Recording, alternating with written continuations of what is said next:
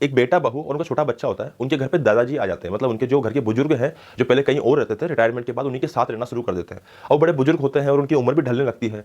तो बेटे बहू को उनकी जो चीज़ें होती है उनसे बड़ी इरिटेशन होने लग जाती है। जैसे अगर खाना खाते हैं वो डाइनिंग टेबल पे साथ में, तो खाना गिरा देते हैं और उनको बार बार खांसी होती रहती है। बहुत सारी ऐसी चीज़ें होती हैं जिनके कारण बेटे बहू को बड़ी इरिटेशन होती है। पहले बेटे बहू जहाँ मन में आता था वहाँ चले जाते थे, लेकिन अब उनके रेस्ट्रिक्शंस हो गए हैं बहुत सारे। अब डाइनिंग टेबल पे जब बार बार खाना गिरता है तो ये बेटे को मैनर्स लेस लगता है। तो एक दिन क्या करता है, जब खाना खा रहे होते हैं तो अपने पिताजी को, मतलब उस बुजुर्ग व्यक्ति को कहीं और बिठाया था दूसरे कमरे में, एक लकड़ी कटोरी लेके आता है और उसको वहां रख देता है। अब लकड़ी इसलिए गिरेगी तो बर्तन टूटेगा भी नहीं। अब उनके घर में छोटा बच्चा होता है 3-4 साल का, वो सब चीजें देख रहा होता है। अब यही सब चल रहा होता है, बेचारा बुजुर्ग किसको क्या कहे। लेकिन एक दिन क्या होता है कि छोटा जो बच्चा होता है वो लकड़ी लेके वो कुछ कुछ कर रहा होता है उसके अंदर। तो उसके पिताजी आते हैं और बोलते हैं कि बेटा तुम ये क्या कर रहे हो।